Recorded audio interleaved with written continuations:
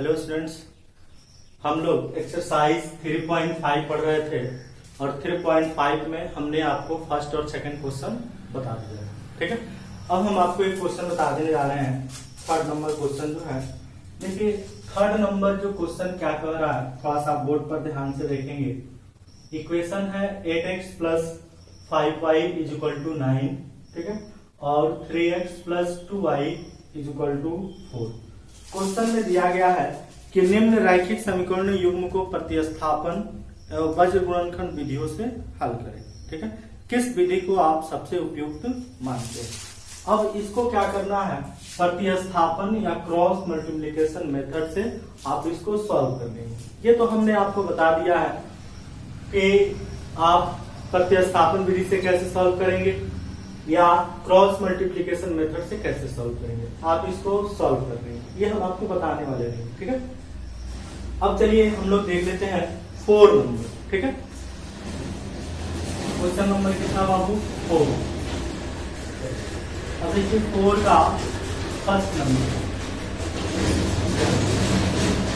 4 का first number question क्या है, कह रहा है कि छात्रावास के मासिक व्यय का एक भाग नियत है तथा शेष पर इस पर निर्भर करता है कि छात्र ने कितने दिन का भोजन लिया है।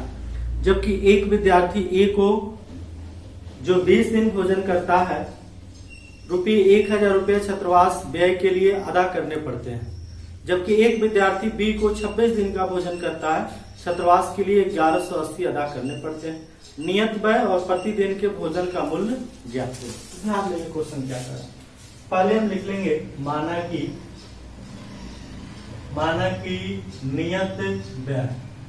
नियत व्यय जो हम मान लेंगे x रुपया। देखिए इस क्वेश्चन को बाबू हम इक्वेशन बना देंगे और आप उसको सॉल्व कर देंगे। ठीक है, हम सिर्फ इक्वेशन बनाएंगे और आप उसको सॉल्व कर देंगे। देखिए नियत व्यय मान लेते हैं x रुपये। फिर क्वेश्चन में कह रहा है कि प्रतिदिन के भोजन का मूल्य, और यहाँ लिख लेते हैं प्रतिदिन के भोजन का मूल्य कितना मान लेते हैं बाबू, y रुपया। अभी लिख लेंगे यहाँ पे अकॉर्डिंग टू क्वेश्चन। ठीक है, क्वेश्चन ये कह रहा है कि छात्र ने कितने दिन का भोजन लिया है, वो अतिरिक्त भोजन है। कह रहा है एक विद्यार्थी ए को 20 दिन भोजन करता है। कितने दिन बाबू, 20 दिन, अतिरिक्त दिन। x तो होगा क्योंकि नियत है, वो अतिरिक्त 20 दिन वो करता है तो 20y। अब जब 20y और नियत दिन है तो वो उसको कितना रुपए देता है, 1000 रुपया। समीकरण कितना मान लेंगे, x। ठीक है, फिर कह रहा है कि 26 दिन भोजन करता है बी जो है 26 दिन भोजन करता है, तो x प्लस कितना बाबू 26y और 1180 रुपये वो पे करता है। ठीक है, समझ में आ इक्वेशन।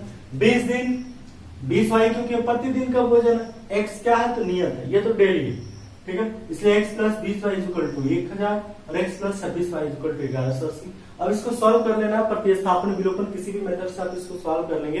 सॉल्व करने के बाद जो x का वैल्यू आएगा वो नियत व्यय होगा, जो y का वैल्यू आएगा वो प्रतिदिन का भोजन का मूल्य होगा।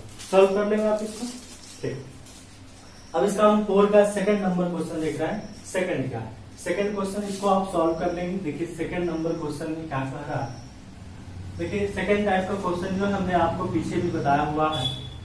सेकंड नंबर क्वेश्चन देखिए, सेकंड नंबर क्वेश्चन कह रहा है बाबू जब भिन्न 1/3 हो जाती है, भिन्न जो 1/3 हो जाती है कब, जब उसके अंश से 1 घटाया जाता है, उसके अंश से 1 घटाया जाता है। देखिए क्वेश्चन में क्या लिखेंगे बाबू, पहले लिख लेंगे माना कि अंश कितना लिख लेंगे, x लिख लेंगे, और लिख लेंगे कितना y, और भिन्न क्या होगा बाबू, अंश बटा क्या होता है जी, और अंश कितना है x और कितना है y। अब चलिए लिखेंगे प्रश्नानुसार।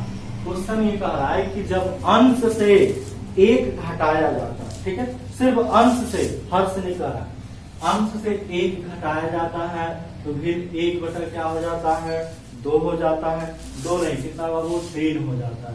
ठीक है, सिर्फ अंश से 1 घटाया जाए, क्रॉस गुणा करिए, 3x माइनस 3 क्या होगा, y क्या हो जाएगा बाबू, 3x प्लस में इधर आएगा तो माइनस, माइनस में इधर जाएगा तो प्लस। समीकरण कितना, फर्स्ट। ठीक है, फिर आगे चलते हैं इक्वेशन, फिर लिखेंगे यहाँ पे अगेन प्रश्न अनुसार। फिर क्वेश्चन में क्या करता है ये देखिए, अब कह रहा है क्वेश्चन में कि 1/4 हो जाती है जब हर में 8 जोड़ देते हैं। दूसरा ही क्वेश्चन, हर में 8 जोड़ना है। देखिए हर में हमने 8 जोड़ दिया, अंश जैसे है वैसे ही छोड़ दिया, और वो कितना हो जाता है 1/4। क्रॉस गुणा करिए, 4x y प्लस कितना 8 और जाएगा 4x, ये प्लस में इधर आएगा तो माइनस इक्वल टू कितना 8। इक्वेशन कितना सेकंड। ठीक है, अब क्या करना है, समीकरण 1 और 2 से प्रतिस्थापन और विलोपन विधि से सॉल्व कर लेना है। जो x का वैल्यू आएगा वो अंश होगा, y का जो वैल्यू आएगा वो हर होगा, और भिन्न निकाल देंगे तो x by y। ठीक है, तो x का वैल्यू x की देगा, y की देगा y का वैल्यू निकाल लेंगे। ठीक, बना के आप उनको भेज भी देंगे। ठीक है, हम देख भी लेंगे। तो ये तो हो गया आपका सेकेंड नंबर। अब हम लोग चलते हैं थर्ड नंबर क्वेश्चन की तरफ। अब थर्ड नंबर क्वेश्चन देखेंगे। थर्ड नंबर क्वेश्चन क्या है, इसको आप नोट भी कर लेंगे। देखिए 4 का थर्ड नंबर क्वेश्चन, क्वेश्चन जो है वर्ड प्रॉब्लम का है, इसलिए आप इसको ध्यान से देखेंगे और समझेंगे क्वेश्चन क्या कर रहा है। आप इसको बना भी सकते हैं। ठीक है, देखिए 4 का थर्ड नंबर क्वेश्चन। ठीक है, देखिए क्वेश्चन क्या कर रहा है। क्वेश्चन कर रहा है यश ने एक टेस्ट में 40 अंक अर्जित किए, यानी कि 40 अंक जो है वो प्राप्त किए। ठीक है, जबकि उसके प्रत्येक सही उत्तरों पर 3 अंक मिले तथा अशुद्ध उत्तर पर 1 अंक की कटौती की गई। 40 अंक मिलता है, सही उत्तर पर 3 अंक मिलता है, और एक पर क्या, यानी कि अगर एक गलती होता है तो 1 अंक की कटौती हो जाती है। चलिए पहले इसको लिख लेते हैं हम लोग। यहाँ लिख लेते हैं माना कि सही उत्तरों की संख्या कितना मान ले बाबू, x मान लेते हैं। एक अशुद्ध है यानी गलत, अशुद्ध उत्तरों की संख्या कितना मान लेते हैं, y मान लेते हैं। ठीक है, y हमने मान लिया। अब क्वेश्चन कह रहा है कि 3 सही अंक मिलते हैं, टोटल मिला के 3 प्रश्न अनुसार लिख देते हैं। 3 है, 3 सही मिलते हैं 3x, और 1 गलत, तो 1 काट लिया जाता है। जब काट लेने के बाद कुल कितना अंक मिलता है बाबू, 40 अंक मिलता है। समझना है, 3 सही है तो 3x होगा, 1 गलत है 1 अशुद्ध है तो y होगा, क्योंकि अशुद्ध y है। दोनों में से कितना अंक मिलता है, इसको 40 अंक मिलता है। फिर क्वेश्चन में लिखेंगे अगेन। फिर देखिए क्वेश्चन क्या कह रहा है। फिर क्वेश्चन ये कह रहा है कि देखिए उसे सही अंक पर, यानी कि सही उत्तर पर 4 अंक मिले हैं। सही अंक पे कितना बाबू, 4x। ठीक है, फिर कह रहा अशुद्ध उत्तर पर 2 अंक, यानी कितना बाबू, 2 है। तो कितने अंक उसको मिलते हैं, 50 अंक मिलते हैं, यानी 50 होगा। 2 से सब में भाग दे दे तो 2x minus Y equal to कितना, 25। इक्वेशन कितना हो जाएगा, सेकंड। समझ में आ रहा। अब यहाँ क्या करेंगे, प्रतिस्थापन और विलोपन विधि से x y का वैल्यू निकालेंगे। जो x निकलेगा सही उत्तरों की संख्या, जो y निकलेगा अशुद्ध उत्तरों की संख्या। बन सकता है, एकदम आसान है। इसको आप प्रतिस्थापन या विलोपन विधि से बना लेंगे। ठीक है, नोट कर लीजिए और आप इसको बना लेंगे। ठीक है, अब हम आपको एक लास्ट नंबर क्वेश्चन बताएंगे, 5 नंबर। ठीक है, और 5 नंबर में भी हम आपको इक्वेशन बताएंगे, सॉल्यूशन आपको खुद करना है।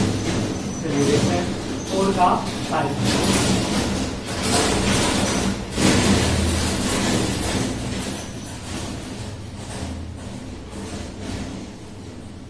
4 का 5 नंबर का सॉल्यूशन देखेंगे बोर्ड पर ध्यान से। देखिए क्वेश्चन कह रहा है कि एक आयत है, यहाँ पे हम एक फिगर बना लेते हैं, और फिगर जो होगा ना बाबू आयत का मान लेते हैं ABCD क्या है, एक आयत। ठीक है, कह रहा आयत का क्षेत्रफल 9 वर्ग इकाई कम हो जाता है। 9 वर्ग इकाई कम हो जाता है कब, यदि उसके लंबाई में 5 इकाई कम कर दी जाती है और चौड़ाई में 3 इकाई बढ़ा दी जाती है। थोड़ा सा ध्यान दें, हम ये लिख लेते हैं माना कि आयत की लंबाई कितना मान लेते हैं बाबू, x मीटर। ठीक है, चौड़ाई कितना मान लेते हैं, y मीटर। समझ में आ रहा। अब क्षेत्रफल यदि आपको निकालना होगा तो L इंटू बी होता है ना, यानी कि x इंटू वाई, यानी कि XY। मीटर नहीं, यूनिट मानते हैं, क्योंकि मीटर में दिया है कि नहीं दिया, मीटर में ही दिया है। वर्ग इकाई कम हो जाता है तो यूनिट ही मानेंगे हम इसको अभी, XY। अब हम यहां लिखेंगे प्रश्नानुसार। क्या प्रश्नानुसार कह रहा है कि उसकी लंबाई में 5 इकाई कम कर दी जाए। लंबाई क्या है बाबू, x, 5 इकाई कर दिया गया, कम कर दिया, यानी कि लंबाई इंटू चौड़ाई होता है। और कह रहा है चौड़ाई में 3 इकाई बढ़ा दी जाती है, यानी कि y प्लस कितना बाबू 3। L इंटू बी, क्षेत्रफल यही है, तो क्षेत्रफल कितना है xy में 9 इकाई क्या होता है बाबू, कम हो जाता है। क्वेश्चन को समझना, इसको एक्सप्लेन करते तो हम ऐसे भी लिखते थे कि लंबाई में 5 इकाई यानी कि 5 यूनिट कम करने पर लंबाई तो x माइनस 5 होता, 3 यूनिट बढ़ाने पर तो y प्लस 3 होता। समझ में आ रहा? L इंटू बी, L ये और ये बी ये, क्षेत्रफल 9 इकाई कम हो जाता है, ऐसे हम डायरेक्ट लिख दिए। ठीक है, अब देखिए यहाँ से गुणा करेंगे, x में y से xy होगा प्लस 3x माइनस 5y गुणा करेंगे माइनस 15। ठीक है, और xy माइनस 9, xy से xy कट जाएगा, यहाँ हो जाएगा 3x माइनस 5y।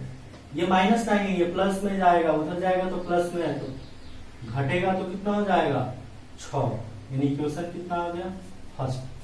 समझ में आ रहा है ना, इक्वेशन आपका फर्स्ट आ गया।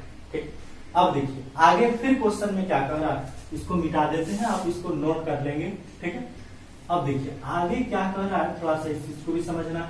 एक इक्वेशन आपका आ गया, दूसरा इक्वेशन लाना है हमको, और दूसरा इक्वेशन क्या कह रहा है, थोड़ा सा इस चीज को समझ के हम दूसरा इक्वेशन भी ला लेते हैं। क्वेश्चन कह रहा है कि लंबाई को 3 इकाई, लंबाई को 3 इकाई और चौड़ाई को 2 इकाई बढ़ा दें। ठीक है, फिर लिख देते हैं यहाँ पे